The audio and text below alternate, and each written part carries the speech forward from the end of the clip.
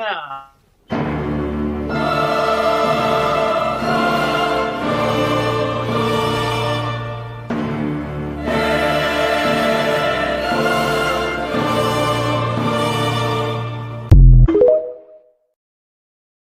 Else is sick and fucking tired of seeing all this shit. What in the absolute meat earmuffs is this shit? We are live. This is the Meat of the Matter podcast. That's Mark. He's Peter. I'm Tony. We are here every Sunday at 10 a.m. Pacific, 6 p.m. in the UK and Ireland. Even though they're blocking out the sun, he's still here. And at 7 p.m. in the Netherlands. How are we doing today, boys? Feeling Great. good, buddy. Feeling good. All right. We've been getting some great interaction and engagement. We just had Anthony Irwin on market. We all talked to him, losing 500 pounds, some great interviews. I can't wait for Kendall. I think Mark's got a surprise for next week. We'll post the video out. And of course, the lives every Sunday. We really do appreciate all your support and all the engagement. Please like and subscribe to the channels, Dutch Carnivore, Mark's Fitness Beyond Time 01, and, of course, me, Tony _Food for Thought, because we could use your help getting this message out there. And we do appreciate all the support and engagement and all the comments and all the questions. We are here for you. Where we meet, you matter. And today, I know Peter's got some bones to pick, to say the least. He's got some things about, we're not going to try not to dog anybody. We're not doctors. We're not scientists. What the hell do we know? Especially when we're, nothing to do with meat at all. But, we're going to hear what this guy has to say, and we will get everybody's thoughts on this when we hear Firstly, certified nutritionist is a complete oxymoron. There is no certification that you need to be able to be a nutritionist, and literally anyone, including a 4-year-old, can call themselves a nutritionist, and that is where all the danger comes from. There is no education needed for them to be able to call themselves a nutritionist and give you health advice that you may or may not listen to. And second of all, if you want to be a dietitian and you don't like school, then you should probably want to be something else, because you need to have at least a master's degree in a relevant field. You also need to complete over 1,000 hours of supervised internship and pass a national exam to be able to be a dietitian. Now, on top of that, the schooling doesn't stop there, because you need to have continuing education every 5 years to keep up your credential, or you will lose it. Being a registered dietitian is not like being a personal trainer. You don't just sit for however many hours and then take an exam. It is much more in-depth than that. Dietitians specialize in clinical nutrition, meaning they work alongside doctors to help treat diseases using medical nutrition therapy. Doctors refer to dietitians because they are the actual nutrition experts, while doctors are not. Dietitians also specialize in community nutrition, meaning they can work for SNAP or WIC, or go out and do community education, cooking classes, lots of different stuff. And they also work in food service management. This could be in school districts, in hospitals, making sure people are getting adequate, healthy diets. They do so much. Registered dietitians are literally the most highly credentialed nutrition experts out there. There is no one who knows as much about nutrition as them. Okay, on that note, when he said that. Okay, Jesus. Mark, you're chomping. Let's go. Let's get into that. Okay. So the last, they said to us that they're the experts. You look at the last 40 years, metabolic diseases have actually gotten worse. Where are we going wrong, lads? That's it. That's all I have to say. That's it. Where are we going wrong? I'll say this before we can get Peter to chime in, because he's the one that brought that to our attention. But I studied to be a nutritionist, and can anybody call themselves a nutritionist? I don't want to be called one, but that's not the point. What's the difference? Well, a dietitian is a science degree for what? At the end of the day, anybody wants to go have a loved one that's in a hospital for any amount of time. Well, who makes that menu? A dietitian.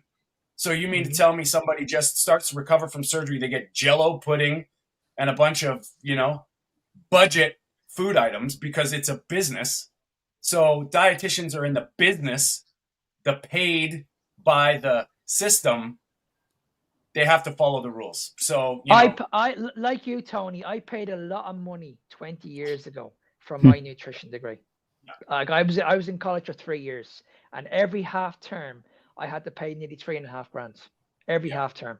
So every 6 months that I was in college, I was paying $3,500. I was in that college for 3 years, so I would have spent close to $30,000 in that. And like you, I was taught everything about nutrition. the Yeah. food pyramids. And the reason why I had to go into the nutrition, because I wasn't allowed to teach nutrition when I did my PT certs. So when I did personal training, I was only allowed to give nutrition advice, but I was never allowed to give out any plans. So that's why I said, right, that's why I said, right, I need to go to nutrition school and I need to be able to design nutrition plans for people, because I couldn't teach people, I couldn't coach people just to how to train and not being able to eat properly. So that's why I went back. That's why I went back to college. And for years and years and years, I did this. But you know what always came up? The same questions always came up. Mark, I'm hungry. Mark, I'm struggling. I'm struggling with my health. And I would always say to these people, listen, stop talking shy. Just do what you're told. Yeah. Just follow the guidelines. Be in a calorie deficit. When I look back at that and understand what I know now, I feel ashamed of myself talking to people like that. I really do. I feel absolutely ashamed that the people that were really, really struggling, I didn't understand why. Yeah. Well, you know what? From that aspect, Mark, and just flip it on the script. Sorry, Peter, we're going to get to you. From me studying to be a nutritionist, I had the foresight to say I can't ethically tell people to eat this way. I could not justify getting my degree and having this garbage that I did not wholeheartedly agree with. And it's not about right or wrong. Me personally, don't see what they're teaching to be correct. Now, is it possible to be healthy with what they say? There's so much gray. But actually, as a practicing, like ethically pushing person that someone comes to for help, I couldn't do it. And it was tough. I'm not saying I took that decision lightly, but I'd rather go on my own and try and, practice and preach what I preach to the people that I think could do the most good. And I mean, the jury's out. Studies, we can get into that later. But Peter, let's get your take on this, because from coming from a diabetic, I know you've had a nutritionist, dietitian, endocrinologist, all these people that are all certified, degreed, institutionally accredited. What do you think? Yeah, so I've seen it mostly from the patient's side perspective. And I've had several hospitals where I went as a diabetic for over 16 years now. And the first diabetic that I went to, there I had the longest appointment, because, of course, she had to introduce me to all the diet aspects of diabetes.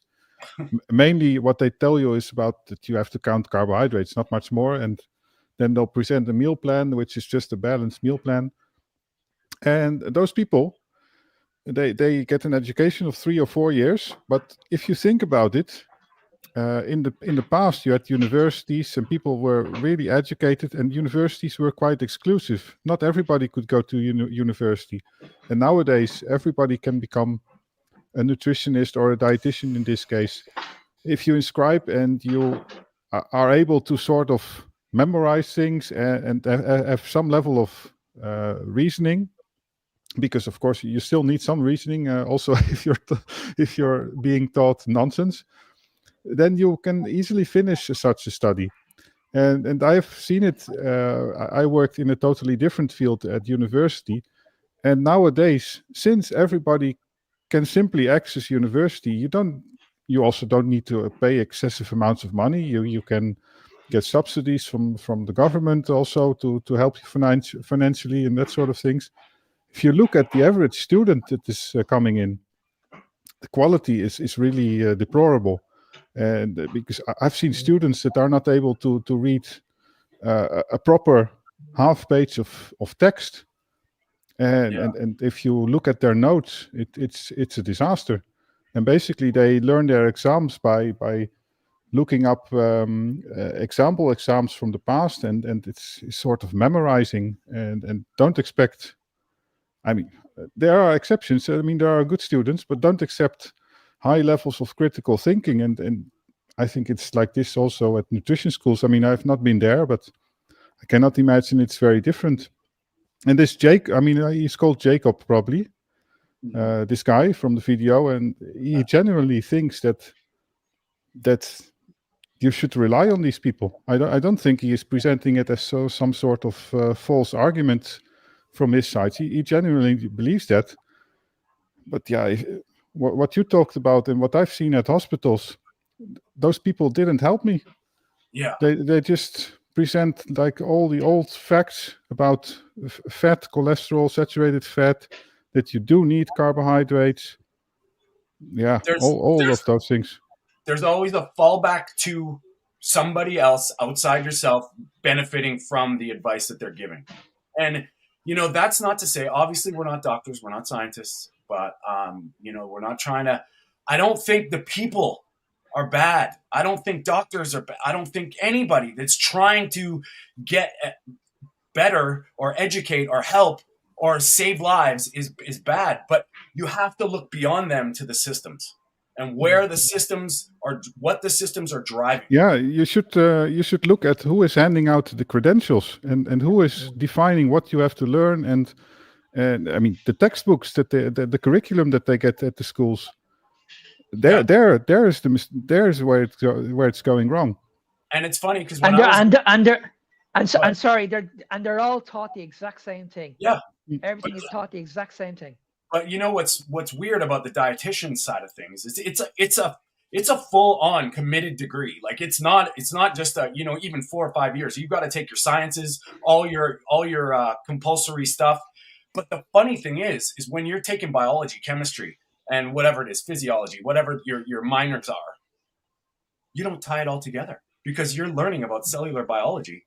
And then you learn about these macronutrients. If you just would put them both together and learn how the nutrients are absorbed in the cells, but it's almost like it's always isolated in what you're doing. You're an evolutionary biologist. You learn this. You're a chemist. You learn this. And instead of like everything together, and that's what I find with all the doctors in our space, in the carnivore space. They step outside their boxes and they take everything in from a wide angle. Some of them specialize, like Dr. Robert Lustig with the fructose and the stuff.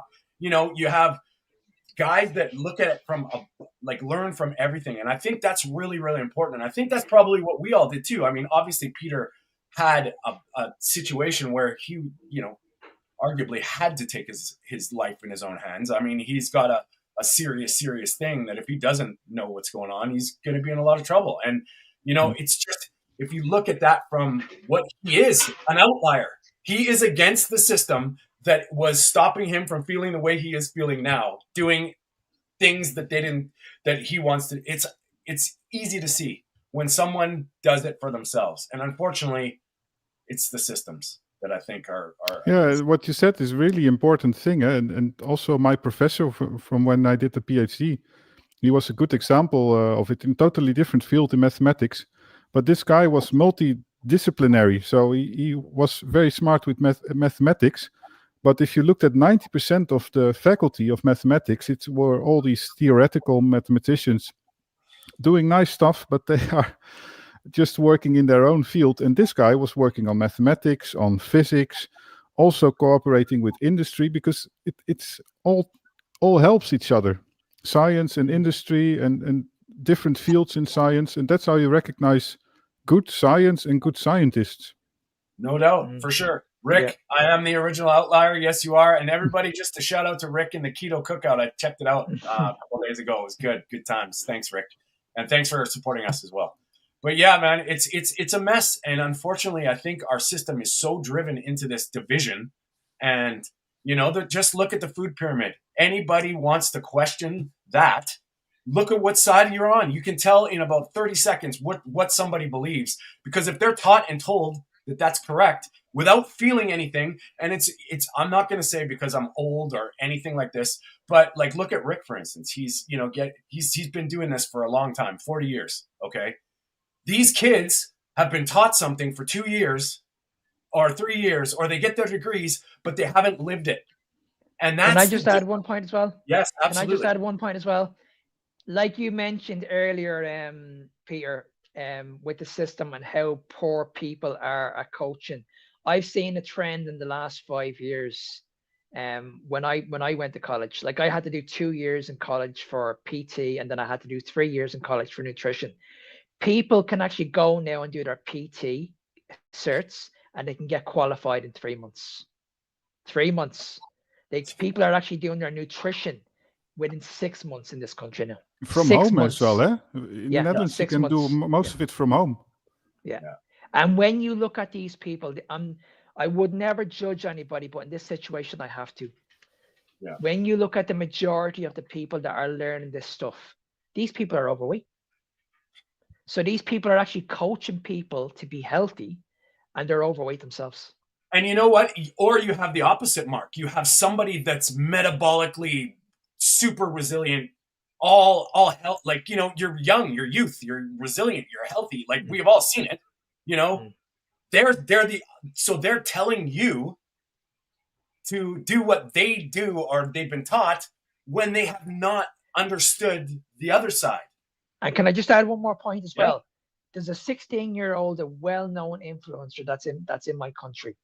Now he's after been snapped up by the big guys on social media because he's ripped, he's shredded. He has an unbelievable six-pack. People are buying into the bullshit that he looks absolutely amazing. So what we're going to do is we're going to sell our brand onto him. He's going to sell our products, and people are buying them. It's from a 16-year-old. And exactly, if you look like you touched a good point there, Mark, because look at who endorses what. Okay, keto's bad. You can't do keto, dangerous. But then all these products come out saying keto, keto, keto. So they want their cake and they want to eat it too, because this guy, now they can get behind it and then they can say he's able to do it. You're broken or you can't because it's you can't do this. But you got to listen to him because that's what the end game is. I done a video. This is no word of a lie. I did a video last year where I had my top off, and I had a protein supplement approach me.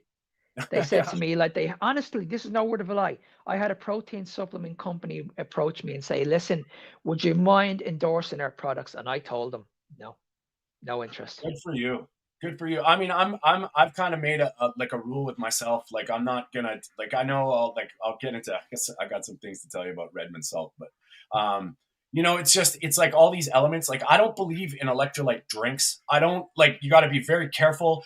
And I'm not saying anything about element being good or bad, but you have to watch because look at what happened with Rob Wolf and the maltodextrin. I mean, I just believe in if you're going to take electrolytes, you should just take electrolytes. Like that's kind of my thing. Everybody's got their own thing. That's beside the point.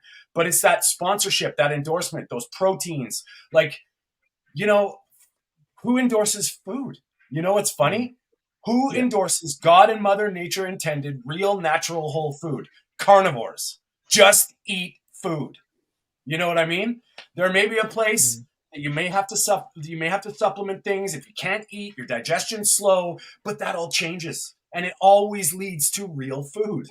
So who's right and who's wrong? It's like we're preaching essential nutrients, vitamins, minerals, amino acids, and fatty acids. We're preaching natural biology taking over. We're preaching real food that's, you know, from the best source possible. How is that wrong?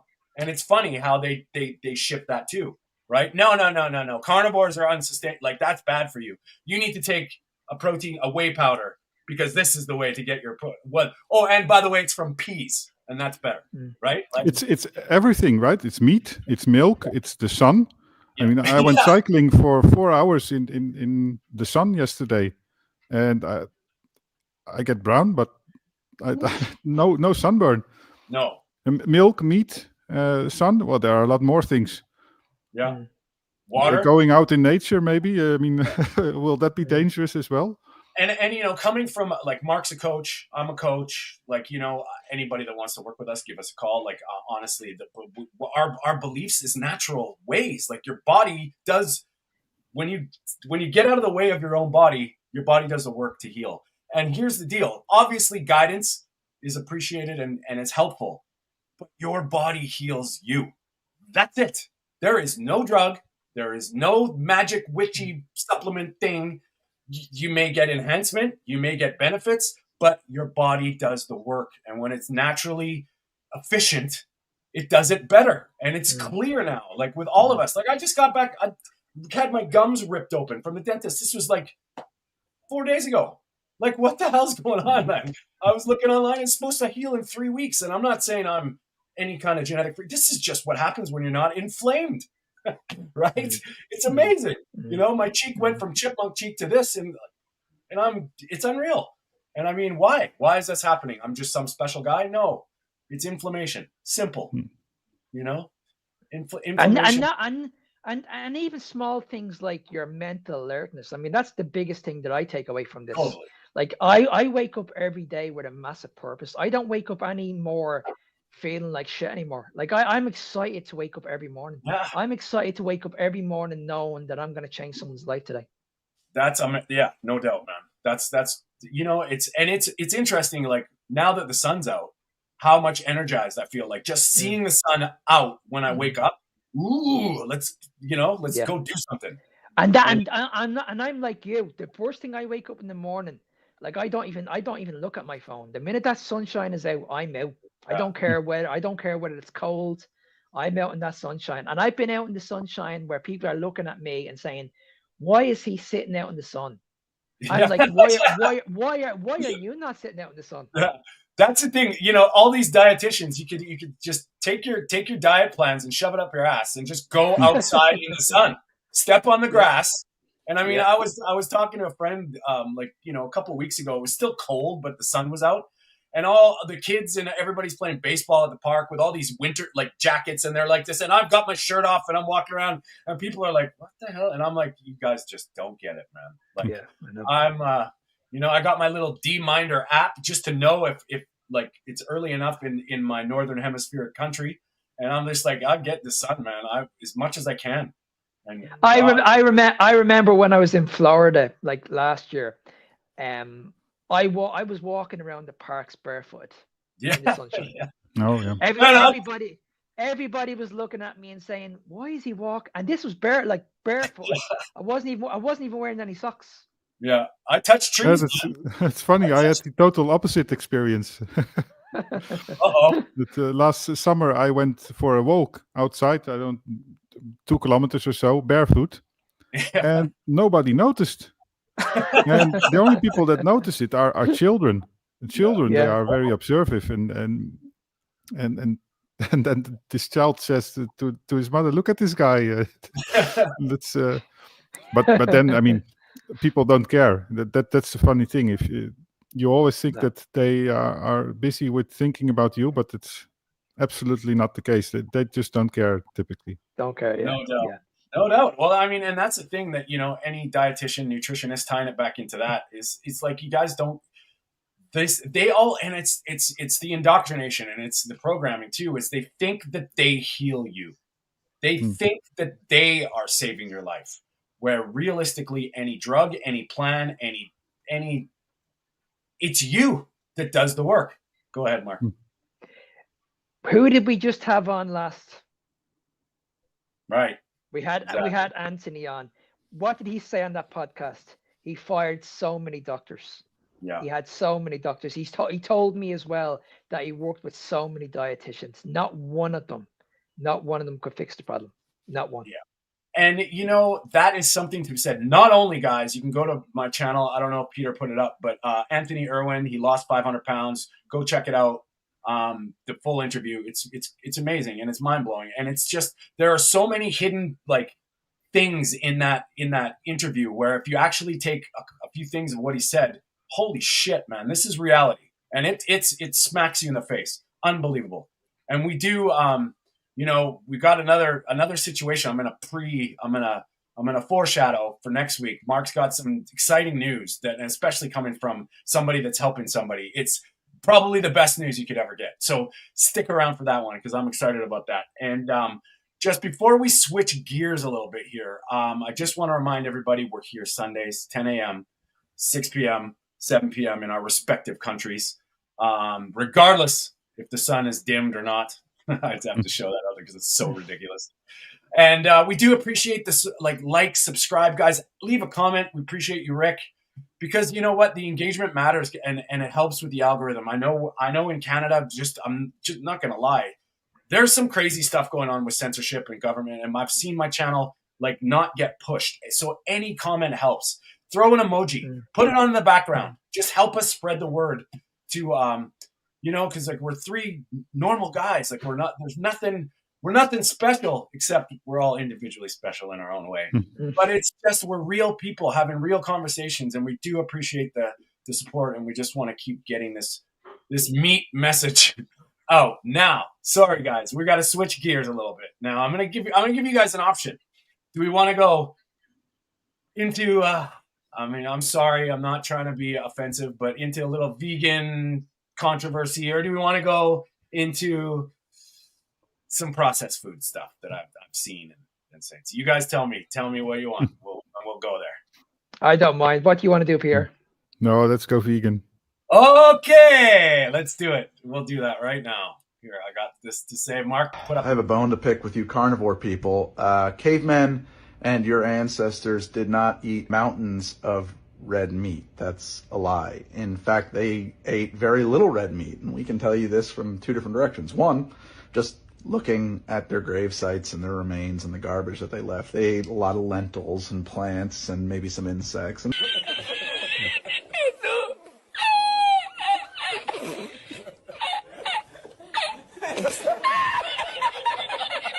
the reality is that we were never really actually hunter-gatherers. That's new emerging evidence. It's just not true.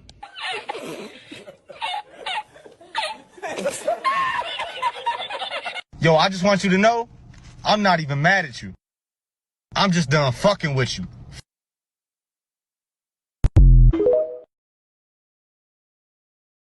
Just, okay.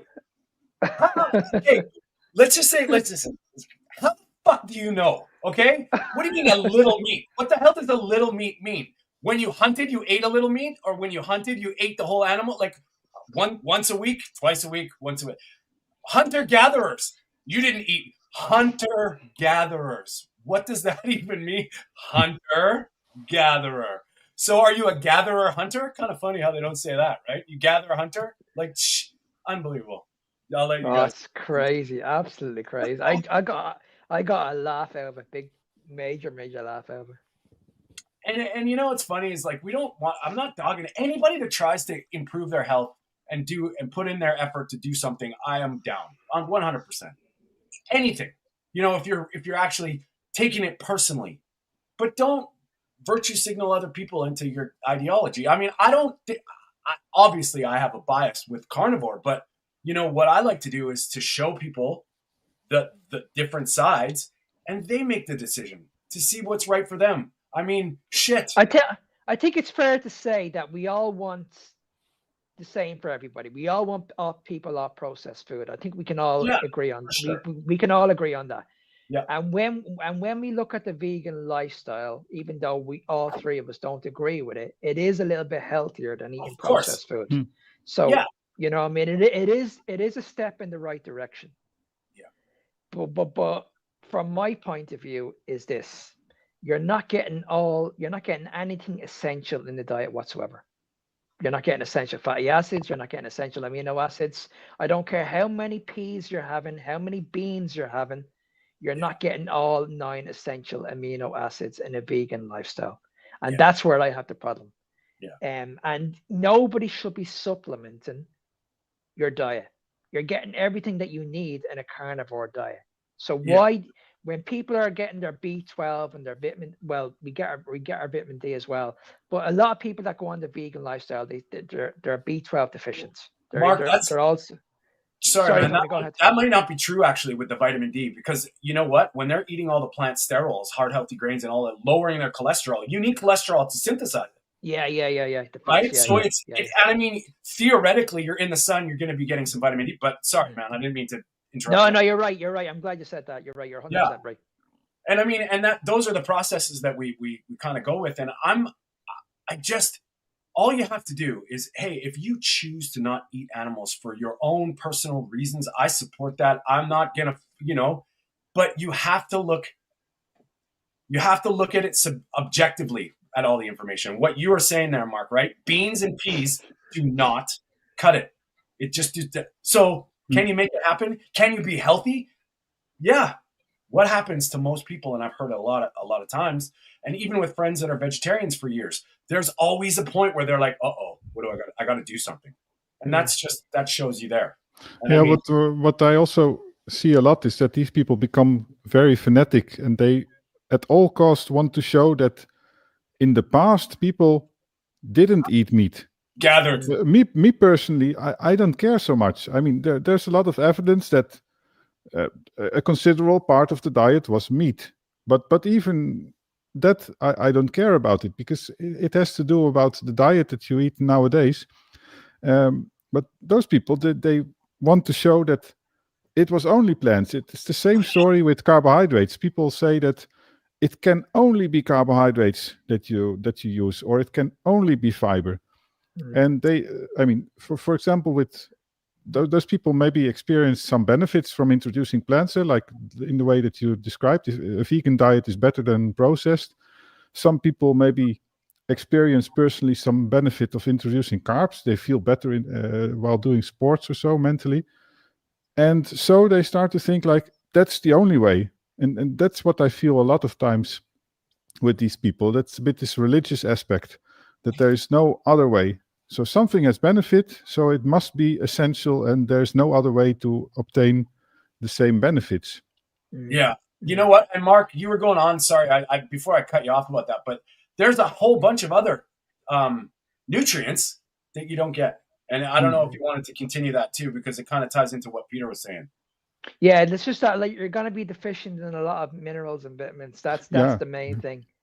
And the insects as well. I mean, if you start to eat insects, they are maybe even higher in anti-nutrients than plants, because they contain these chitins, that they are substances in the exoskeleton, and they block the digestion of proteins.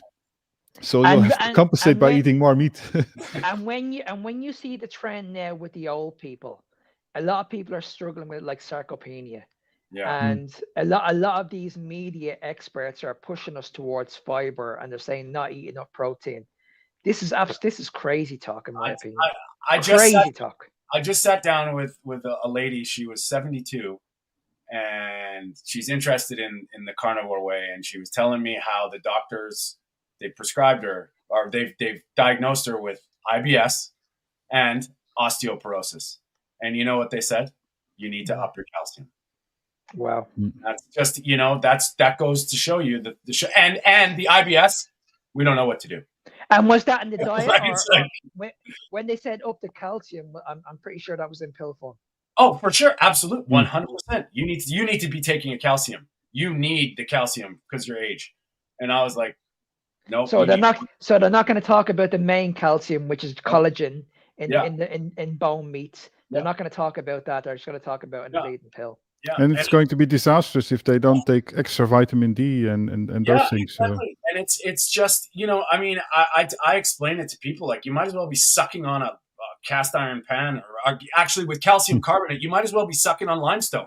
Just put some rocks in your mouth and suck on it, because the bioavailability of it is ridiculous, right? It just doesn't.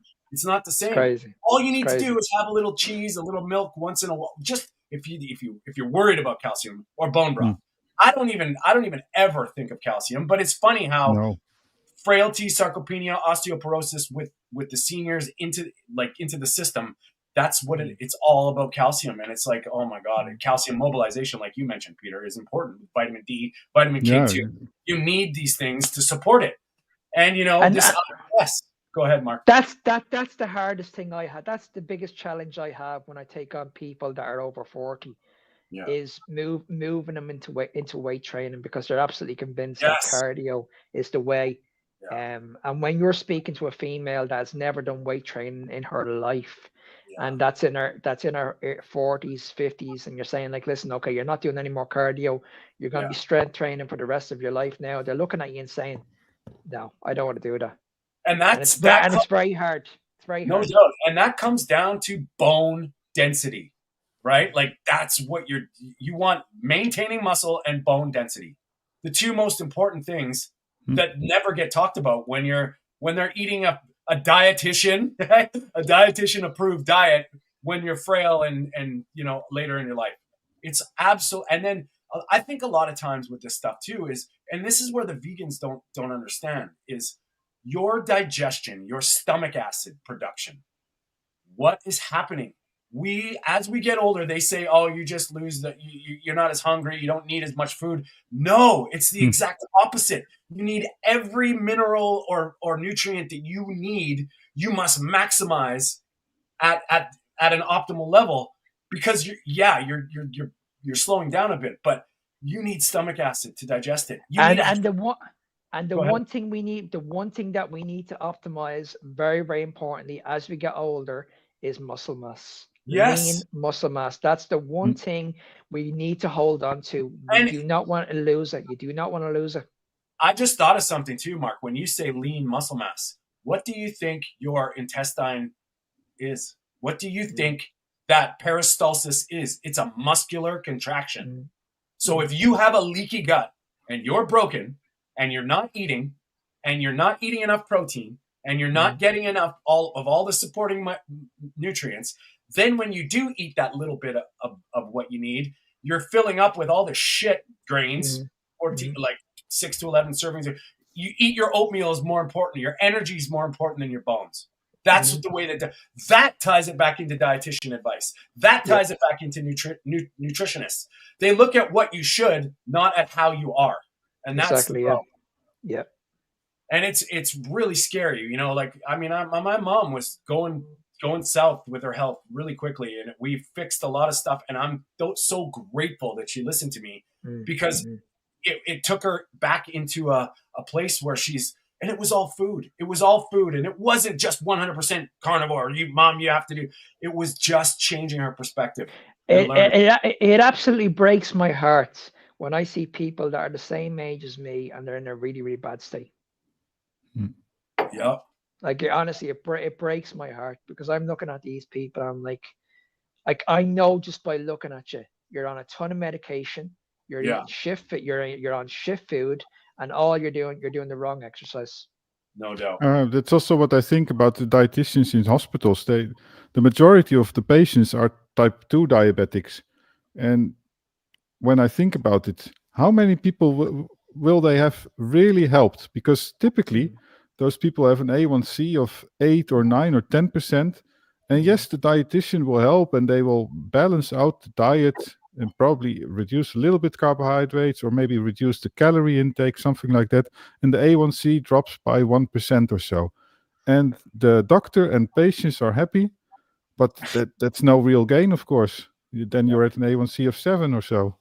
I spoke to a woman yesterday that had an A1C over 17, right? Well, 17. Over 17 on Facebook. Well, right? Long-term diabetic also, or long. She's been a diabetic. She's a type 2 now for over 12 years now. She's been on metformin for, I think she was telling me 6 or 7 years. Managing the diabetes, right? Yeah. And I got on Facebook because I got into this Facebook group because I seen the size of her, and I was like, Jesus Christ, this is insane. And I started speaking to her, and she started talking to me about her diet. And she was telling me that she was eating healthy, like the normal grains, all the bullshit. And then she told me about her number. And I said, Jesus Christ. I said, listen, you need to listen to me right now. Yeah. You need to get off these carbohydrates. She turned around and says to me, you don't know what you're talking about. My doctor's looking after me. Yeah, but I mean, for those people, an A1C of 10, 12, 14, 16, it's literally all the same. Because if I think from a healthy perspective, now being a type 1 diabetic with an A1C of just below 5, what do I have to do to obtain an A1C of 10? Jeez. Your blood glucose needs to be like above 250 literally all day. Yeah. I would not be able to manage to obtain such values. I don't know what I would have to buy at the supermarket. 10 chocolate bars a day and oatmeal, big oatmeal jars and rice in the evening. That wouldn't even be enough. But you know what's kind of interesting with your point, both of you, with your points, is as your body breaks down and is less efficient, less does the more damage. So you wouldn't have to buy 10 chocolate bars. You'd have to go out of control for a few years, and then 3 or 4 chocolate bars would do the same. Like all of a sudden you're not, you know what I mean? It's the functionality of everything that's causing the extreme. Yeah, no, that's true. Yeah. And that's why whenever I get a new client that has any metabolic problems, CGM right away, because when I start explaining the dangers, the damage, the efficiency of your blood sugar. Why you have to look at it makes things so much easier because nobody puts it into pictures. You know what I mean? I can tell you after 4 grams of 4 grams of sugar, glucose in your blood, it's dangerous. But to somebody who doesn't really understand like, well, so who cares? My blood glucose is at 8, you know? But when they see it, and they start to understand, like, holy shit. And then they can associate their mood or their feelings or their pain to these swings. It's a lot easier to explain. And then they start to realize, holy shit. And I have no idea why no doctor, endocrinologist ever nowhere says, CGM, let's see how you're doing. Why is that not? We have the technology to do it to everybody, just to see. You don't need it. Yeah, you can see everything. Also, the thing you mentioned about only 4 grams of glucose being there in your bloodstream. If I don't inject insulin and I look at the CGM and I eat 4 grams of sugar, I can be lucky and my blood glucose will be still sort of in range, below 8, 9, or 10 millimoles. And so that clearly shows how it works. As soon as you eat more, you need insulin. And I've seen a funny video actually also on the channel of Jacob Food. And that was about Carnivore JT. I think he was comparing carbohydrates with alcohol. There's this argument that carbohydrates are the preferred fuel source for the body. And so he discussed like, well, alcohol is also immediately digested by your liver. Is alcohol then maybe the preferred energy source? And that's a very good argument because carbs, in fact, just like alcohol, are immediately metabolized. They are not really utilized. They are metabolized in the sense that they are immediately stored in the liver as glycogen because your body has to get rid of it. It's toxic. And so, and then this other thing about carbohydrates, that they are being metabolized very quickly. That is actually a bad thing because if you absorb them quickly, they end up all in your bloodstream. And a good thing about protein and fat is, just like with fiber actually, is that they are digested slowly. It's actually very good to have a slow and constant absorption of your nutrients. Well, you know, and that's, I mean, I never heard anybody about this argument that fiber is good. And then in the discussion between eating raw or cooked meat, for example, there's always this argument like, if you don't cook your meat, it becomes less digestible because the proteins are digested more slowly. Well, maybe that's actually good, just like with fiber. Yeah. I mean, and it comes down to like, look at how much bang for your buck you're getting when you're eating protein and fat. Is it slow? It absorbs. It takes a long. You get all of it and it's you know those comparisons are ridiculous. Like when you just look at, you can just say, okay, glucose is the preferred fuel source of the body. Why? Yeah, it's glucose, not carbs. It's dangerous after this much. Oh, maybe the body's smart. You know, alcohol, your liver compartmentalizes metabolism in order of danger, of toxicity. So when it's busy taking care of the alcohol, maybe don't overload it with carbohydrates and other stuff, right? Like it's trying to, and this is where those arguments just sort of fall in their face. And I mean, that's where it's like, you need carbohydrates. No, you need glucose. So that's a whole other conversation right there. It's not carbohydrates, it's glucose you need. So if your liver can make glucose, when would you need it? Right? Like those are the arguments that we never get. We just get no, this is, you know, carbohydrates are, and that is going to lead me into this week's episode of Write That Down, because we got a good one with Mark. We're going to Mark's school today. These guys are getting richer while you're getting sicker. Write that down. Write that down. Write that down. Write that down. Write that down. Write that down. These foods are highly processed, complete garbage, and I can promise you now, I wouldn't even give it to my fucking dog. Write that down. What's happening, people? Right, let's do another shot with Mark. And I'm going to show you guys the biggest nutrition scam we were ever told. And the problem is, every single one of you are doing it and falling for it. Let's go. Okay, this is the problem, guys. Every single one of these foods that we buy, we are convinced on a daily basis that this is what we should be doing to get in shape or be healthy. These people on social media like to constantly remind us that it's all about the law of thermodynamics. It has nothing to do with the food. And once we're in a deficit, we're going to lose weight without addressing the main problem. The main problem is simple, guys. None of this shit has new nutritional value, okay? None of it. Anything that has a label on it, guys, is not a good sign, okay? And we should be avoiding it at all costs. All this is just crap, and we should be just eating properly. Now let's look at another example. Most of you will go out and buy low-fat milk because you're brainwashed into thinking that low-fat is the better option, it's better for our health. When in fact, guys, it's actually the opposite. It's the low-fat milk that's actually causing the problems, because what they've done is they've taken the fat out and they've replaced it with the sugar. And if we just ignore, guys, what's on the front of the box, okay, because that's not the important part. All this calorie nonsense is not the most important part. What's the most important part is what's on the back of these foods. This is what we should be focusing on, guys. What's on the back. We're focusing on the wrong problem. And this is the reason why so many of you are struggling with your health. You need to focus on what's on the back. Because I can promise you this now, this is going to have a huge impact on your health. It's not a matter of if, it's when. Well said, as always, Mark. And I just wanted to say, please, if you need to write this down. He's at Fitness Beyond Time 01 on Instagram and TikTok. Also, Carnivore Evolution on Spotify and the YouTube channel, which we're trying to sync up. We'll get there. But anyway, Mark, well said. And that sort of ties in. I could just imagine what any dietitian would be saying with your video there. I can imagine any nutritionist would be what they'd be saying. But I got a lot of hate on that video on Instagram. A lot of hate. No doubt.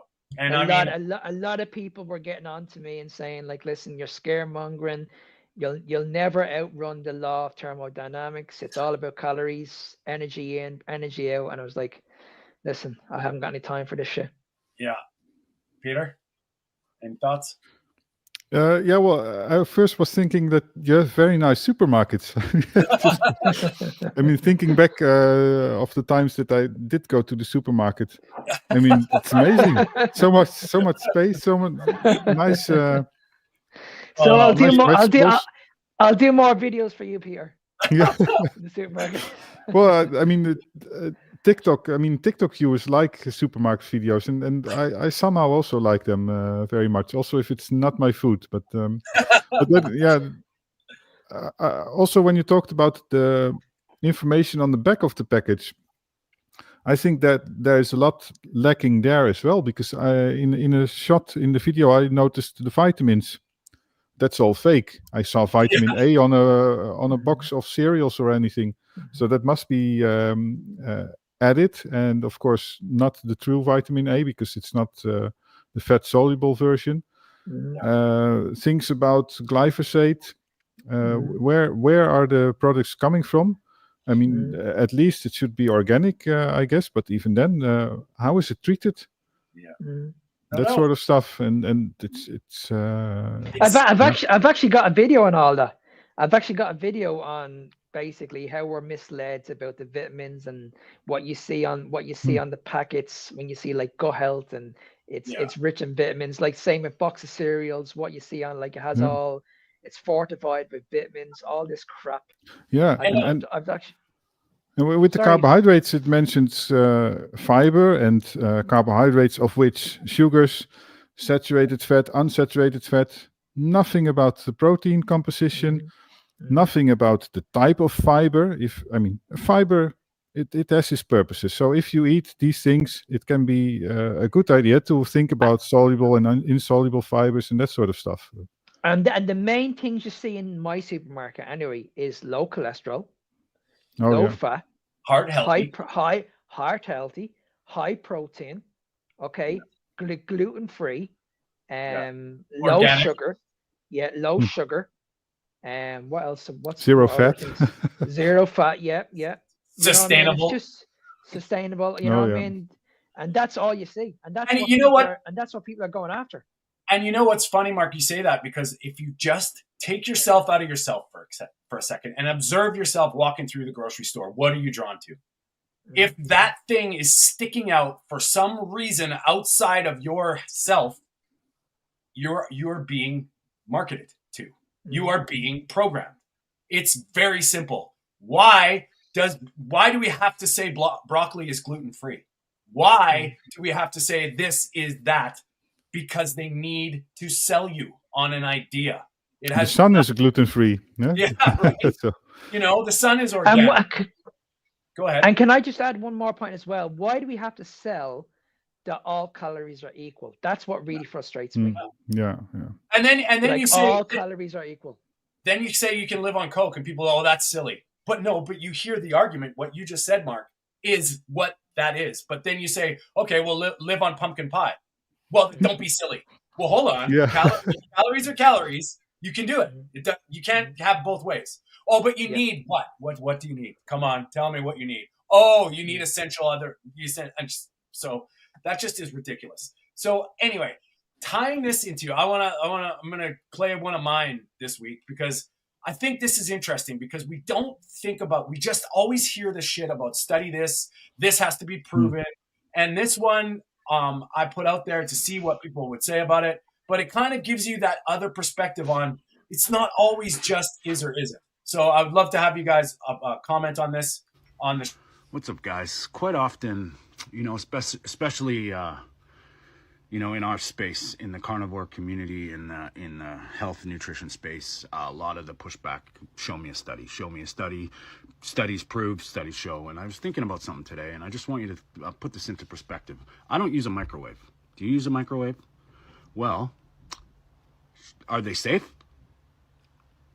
Are they benign to any health problems? Well, how long have they been studying them? Now, put this into perspective here. What are you putting in the microwave? Are you covering it in plastic? Are you putting processed food with other chemicals that might be reacting to it? How far away are you standing from the microwave? 1 foot? In another room? What are the effects of the microwave on the nutrition? Every molecule in that food stuff that's in there, are they studying it? So you put something in the microwave, you eat it right away. It's harmless, right? Over time, what happens? Interesting little thing here. So do we have to prove the microwaves are safe? So anyway, that was a good video. Yeah, you made a lot more sense there. It makes perfect sense. And it's like, what are we looking at here? Like, you can eat food right out of the microwave. You don't feel anything, but how do you know? How? Exactly. And I think like that's the thing with it ties sort of into calories in, calories out. It's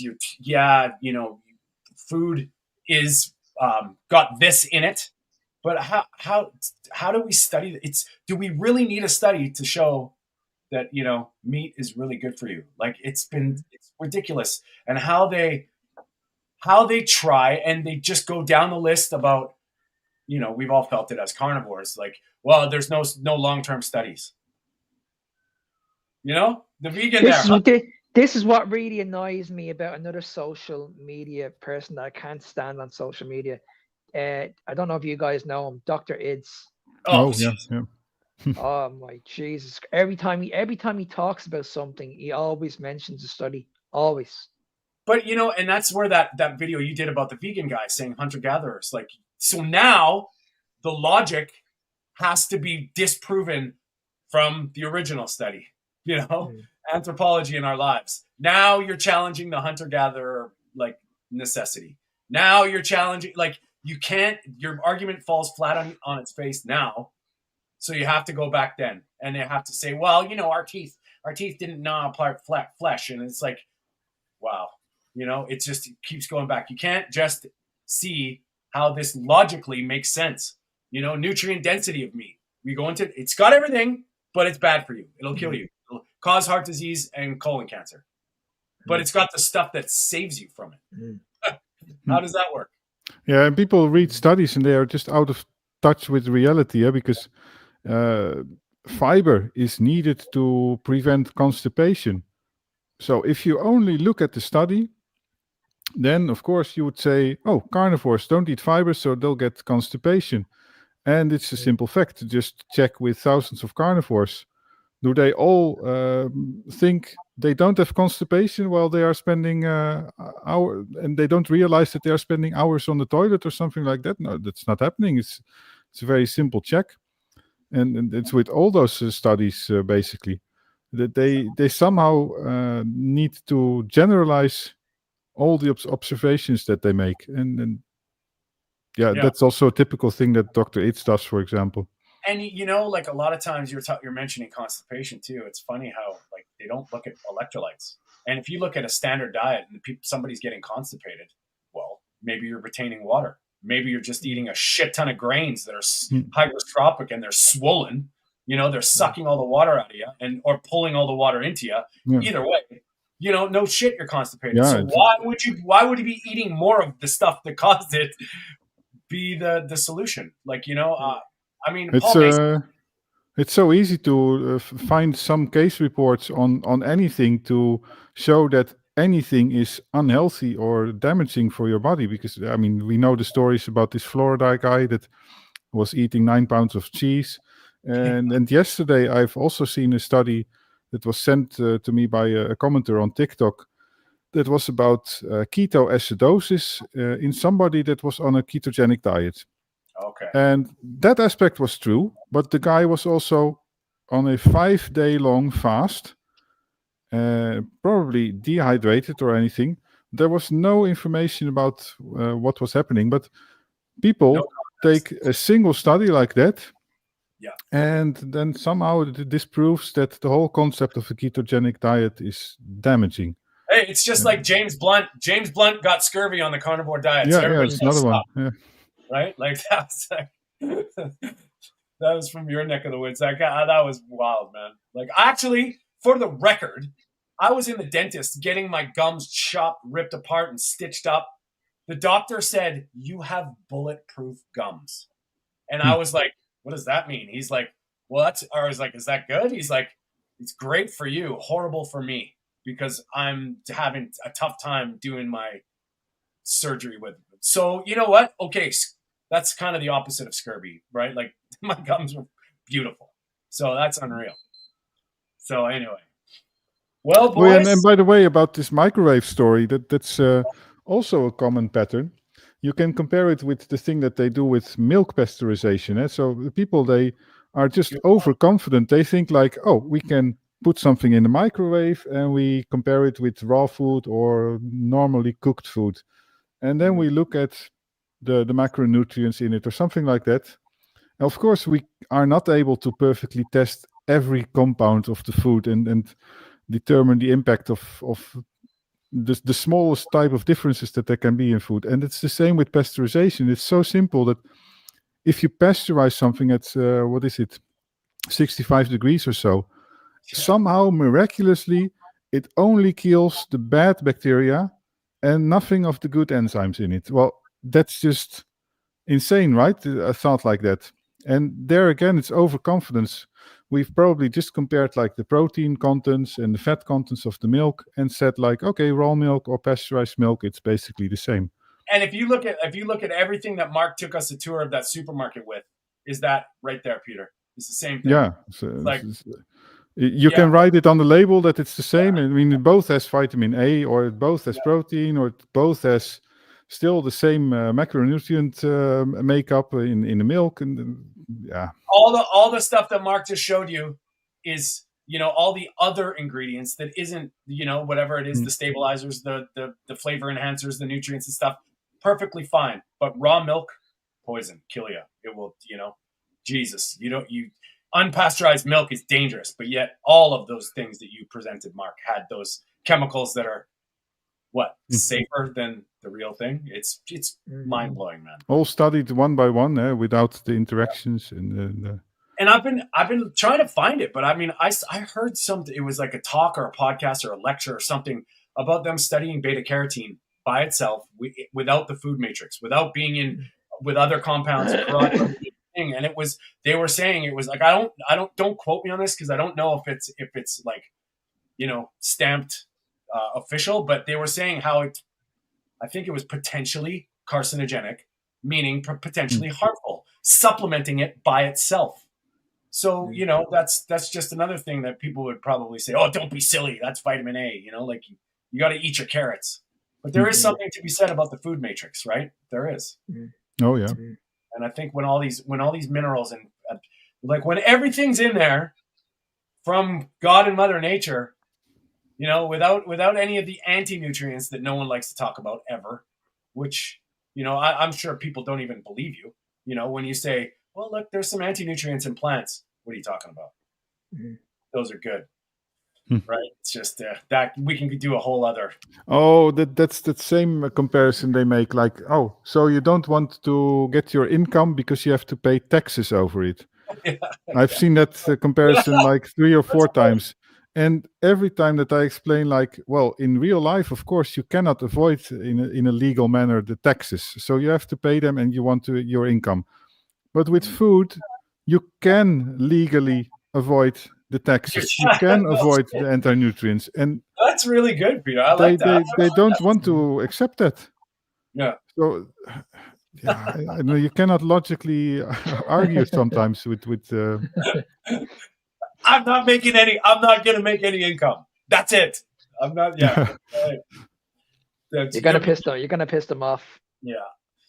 Well, boys, we've had a little bit of a great run today. And before we say goodbye, I just wanted to remind everybody that we're trying to get this message. We're trying to keep it practical. We're real people. We're not doctors. We're not scientists. We are, you know, we've been doing this a long time. I am 4 years now in this animal-based carnivore space. And, you know, what kind of diet lasts longer than 30 days voluntarily? Like in my whole life, this is incredible. I know Mark and Peter are getting up there in the years as well. And, you know, we're riding it till we don't feel good. And it's, you know, from this point on, we feel pretty good. And if you need help, if you need to, you know, find some guidance or whatever, please reach out to us. Mark at fitnessbeyondtime01.com. Myself, TonyStewartCoaching.com. We can help people that are, you know, the ones that are really, really, because it can be daunting. And I appreciate everybody that wants to start this on their own. That's great. You can do it. But some people really need that steer and the push in the right direction safely and effectively with tools for life. And if you're a diabetic, a type 1 diabetic, and you need to see another side, somebody who is thriving, gets a good grasp on reality and knows his way around both sides, reach out to Peter. He's a phenomenal wealth of knowledge, and especially from the context of a dangerous, you know, possible, you know, fatal, we'll call it a disease, but you know, it's horrible. And reach out to Peter. He's there for you. That's what you should do anyway, because there are always different approaches. And even if you are not really immediately interested in an approach, or if you're not following it yet, you should inform yourself about how other people are doing, other patients are doing this, dealing with it. Yep. And Mark, you had something? Yeah, sorry, Mark. I was just going to say, let us know what you want to see more of. Do you want to see more of the lives? Do you want to see more of guests? Do you want to see more of topics? Let us know, guys, what you want us to do. And you know, I know a lot of people in my neck of the woods watch the recording because they're like said 10 a.m. on Sunday. Whatever, it is what it is. But we just please, if you're here till this point in this episode, like, subscribe. I know it sounds weird that I'm saying it. I really, it's kind of like sounds like you're selling something, but it does help push the. Really do appreciate the comments, the likes, the subscriptions to Dutch Carnivore, Carnivore Evolutions. You know, and food for thought, question everything, and a comment, just an emoji, something that says you're here. We do really appreciate that, and we are going to be bringing to you lots of different stuff. We're kind of feeling it out, and I'm glad Mark said that, because let us know what you want, and we will deliver. We are here live Sundays at 10 a.m., 6 p.m. in the UK and Ireland, and 7 p.m. in the Netherlands. We are the meat of the matter. That is Mark. He is Peter. I am Tony. Thank you for all your support and help and questions and comments. Rick, we love you, and we will see you very soon. Bye, everybody. Right.